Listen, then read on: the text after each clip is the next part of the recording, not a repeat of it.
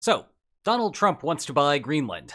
And despite what you may have heard, it would be easy if you had $2.9 trillion lying around.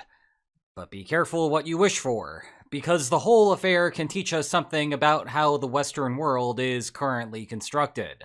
Or at least was constructed? Anyway, number 47 wants to plant his flag way up north. Personally, I can't blame him. It is beautiful out there.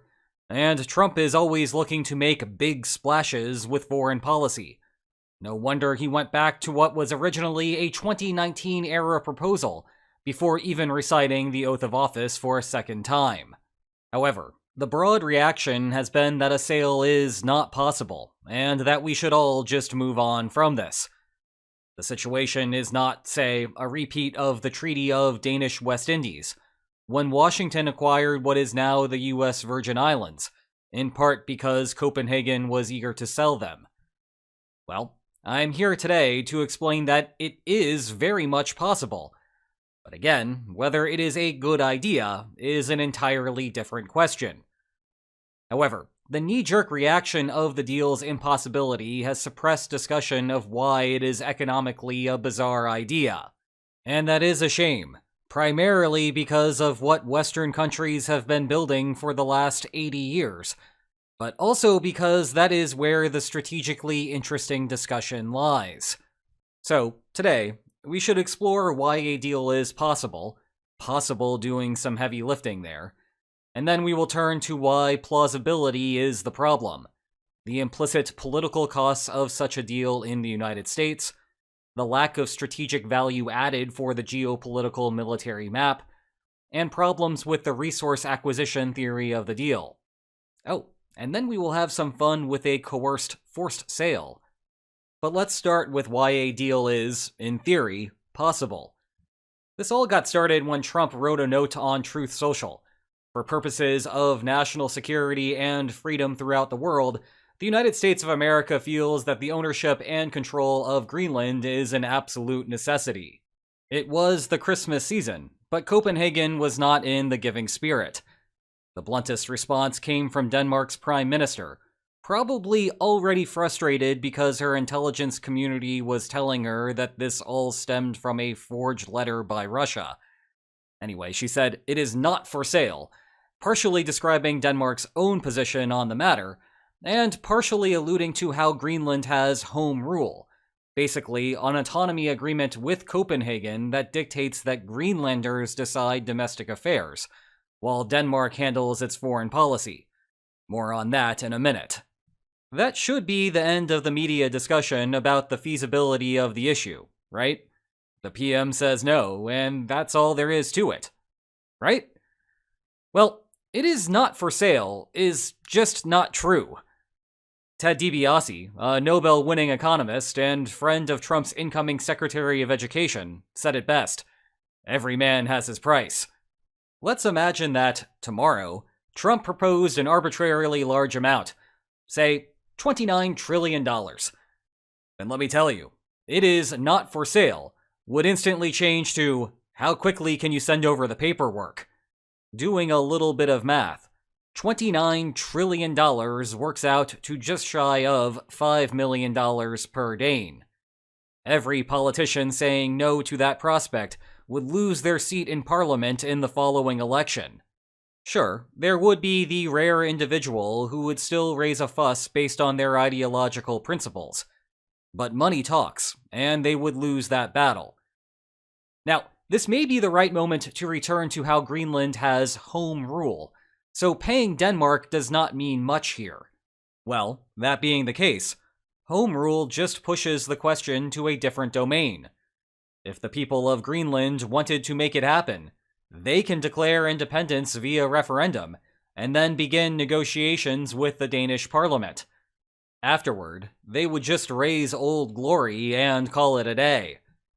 Currently, Denmark sends an annual grant to Greenland worth about $500 million. That amount makes up roughly a sixth of Greenland's GDP, and half of its government budget.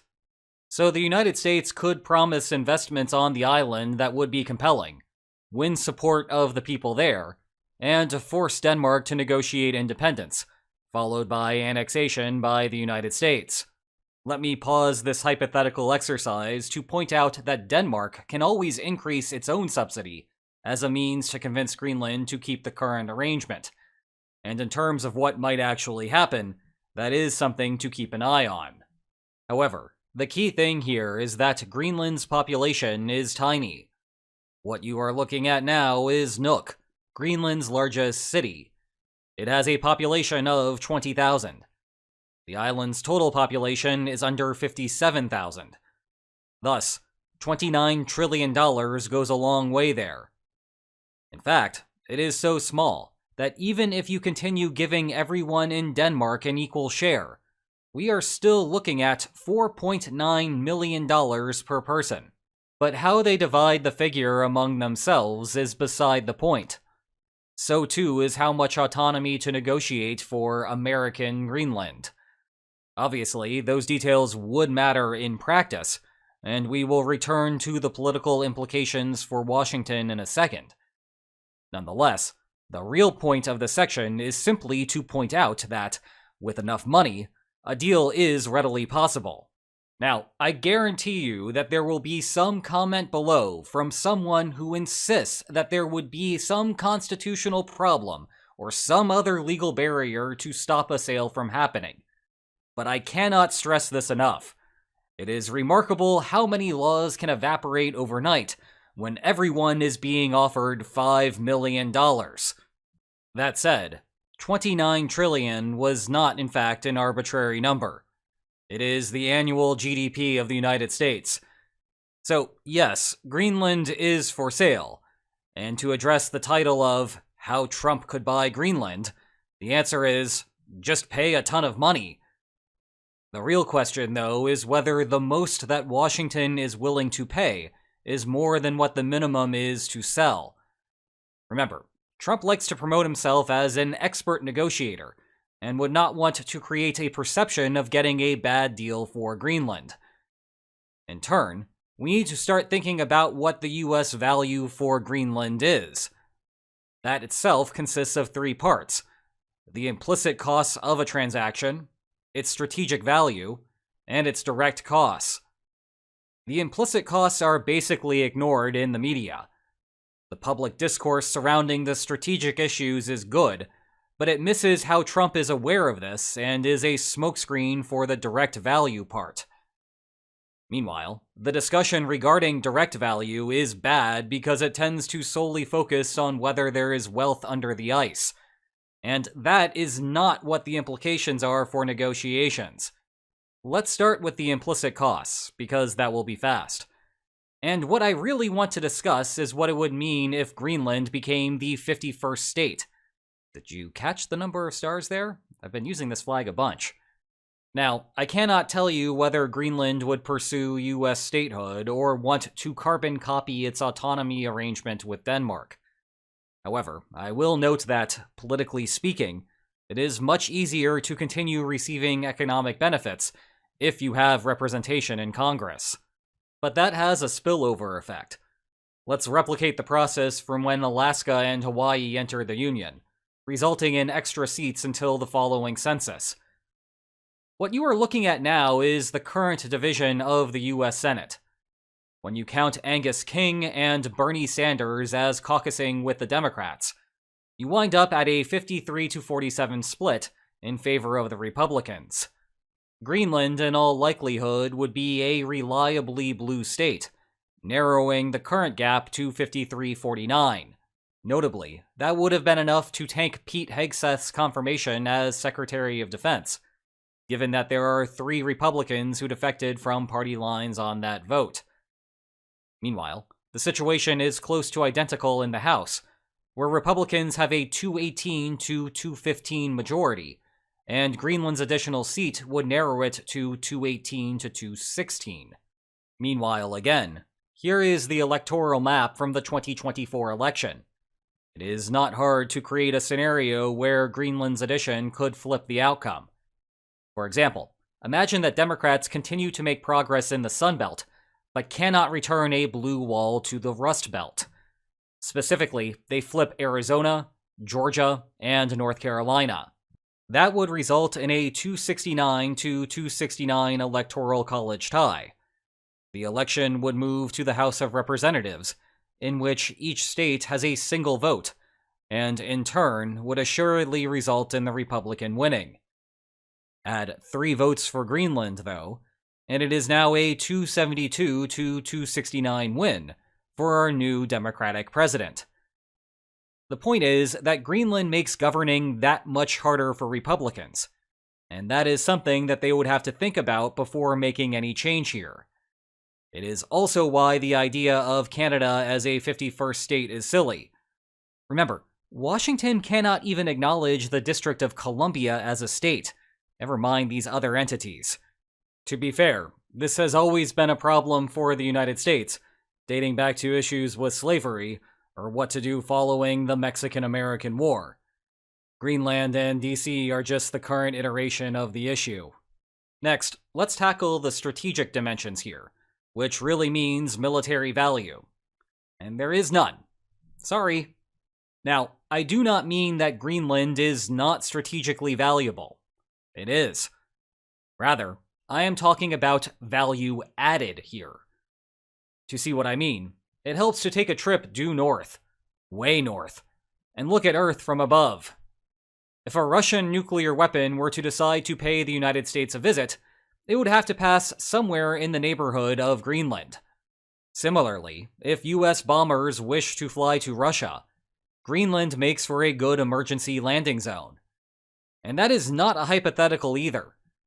During the early Cold War, the Chrome Dome program put nuclear-equipped bombers in the air round the clock.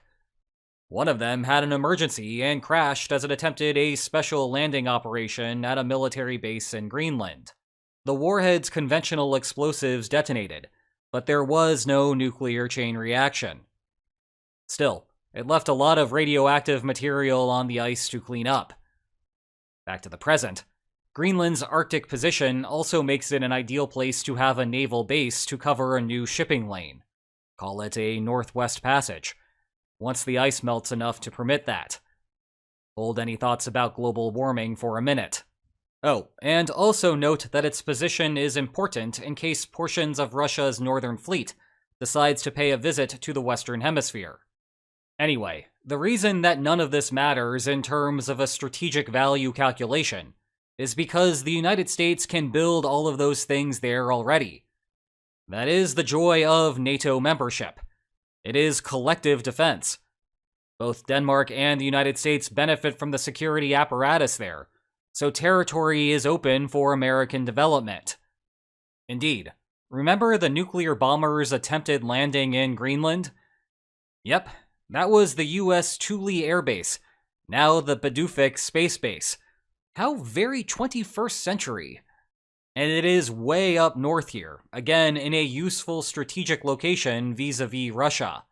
If the United States wanted to build anything else, it could get the Danish PM on the line, ask for a plot of land, and it would soon happen. Actually, that is basically what Copenhagen is telling Trump right now. I personally do not think Trump is oblivious to any of this. He loves to focus on how much the United States spends on NATO, and he loves the Space Force. Really loves it, like I said. Rather, it is a bit of a smokescreen for an uncouth motive to acquire Greenland. That still won't work very well. And that takes us to the direct value of Greenland's territory.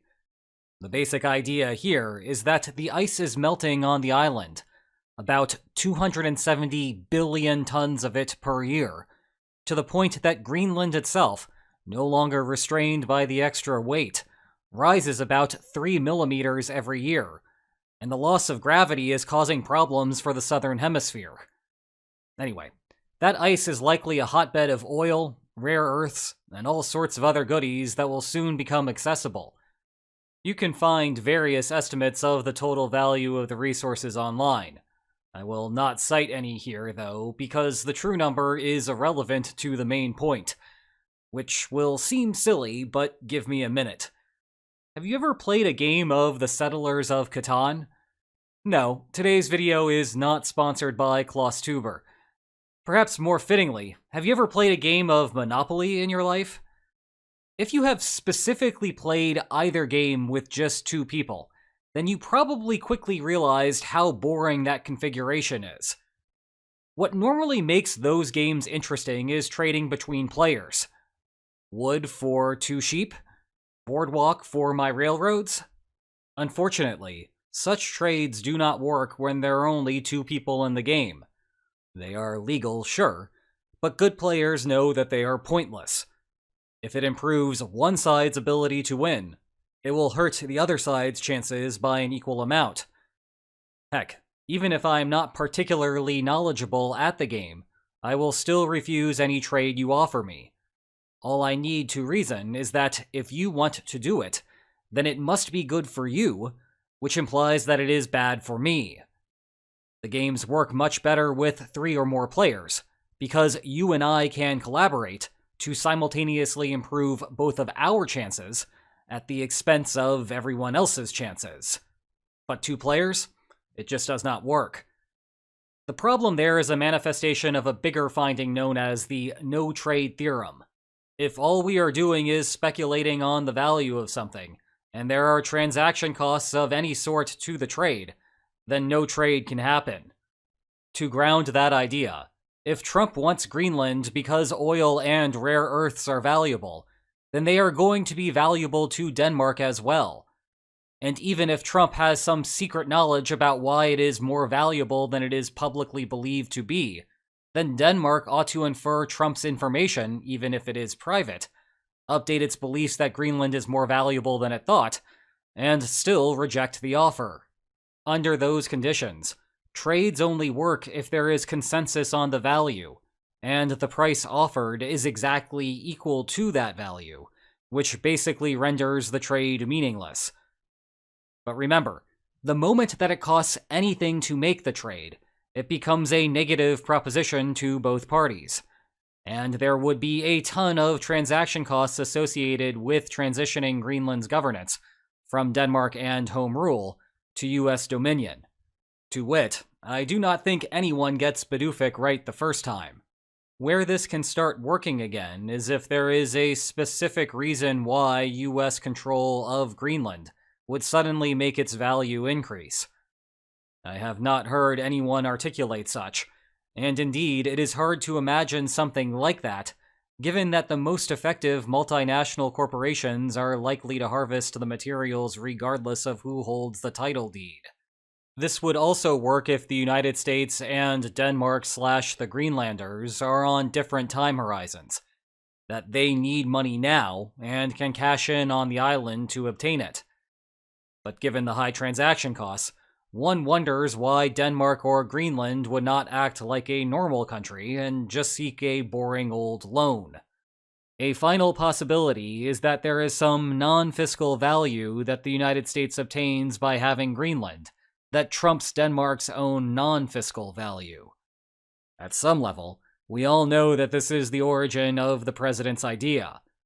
Basically, that he views territorial expansion as what historians will see as a signature achievement.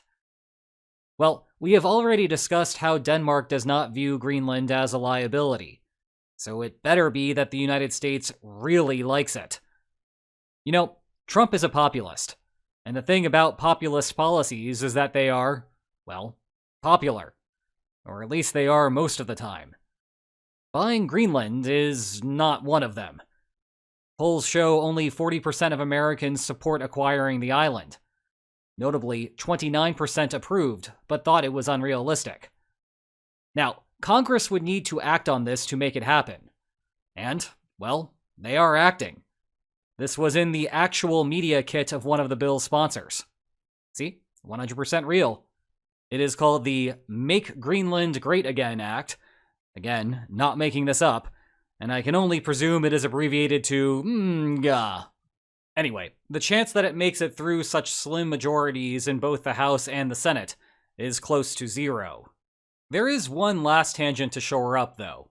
The possibility of coercing Denmark to force a sale. Indeed, what really drove the headlines was Trump saying that he would not rule out using economic or military means to acquire Greenland. Oh, and also the Panama Canal. What I'm about to discuss here would be mostly the same story in a different region, but let's take it one video at a time.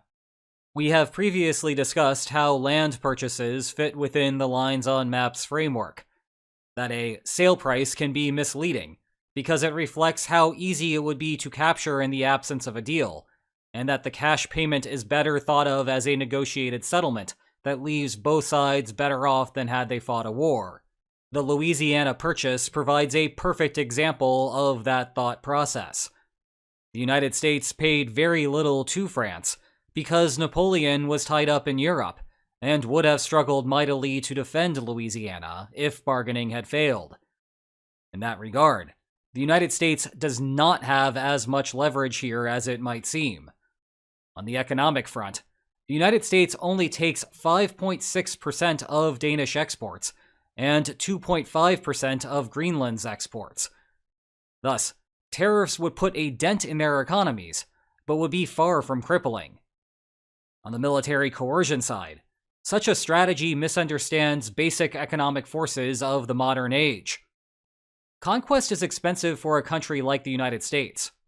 As a rich country, it costs a ton of money to pay for an army.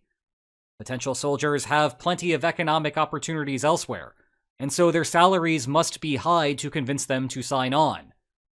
That is why, following the United States' defeat of Saddam Hussein, Washington did not annex Iraq.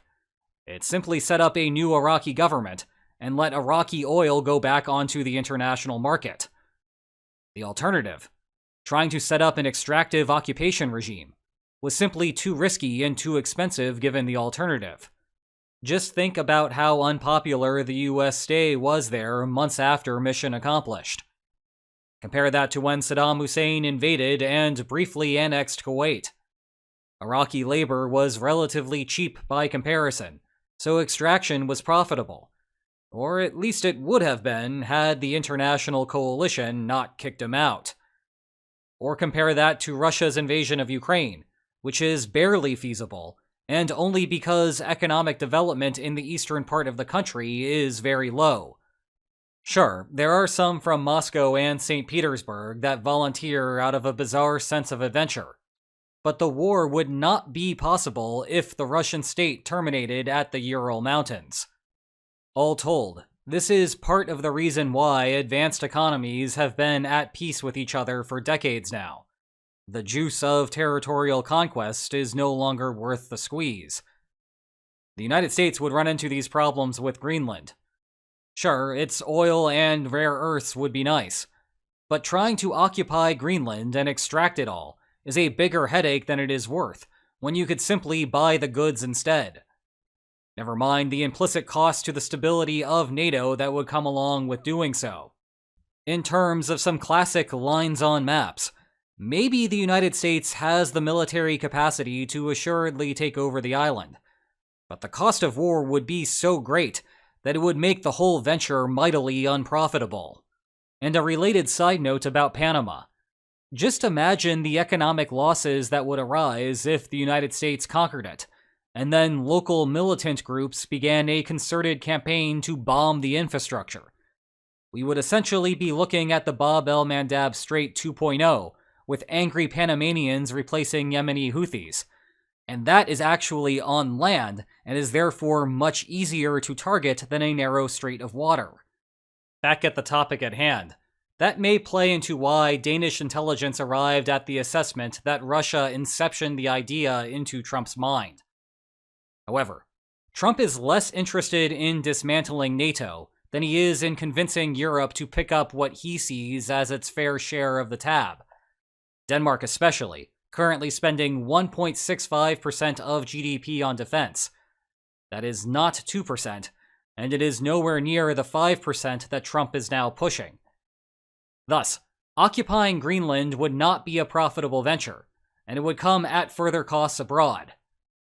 Look, the United States has made some bad miscalculations before, but this would be a new level of mistake. Meanwhile, rather than occupying my country, you could simply buy my textbook on game theory if you want to learn more about basic strategy in the world. That's right, I threw the curveball again. Check the video description for more information about it.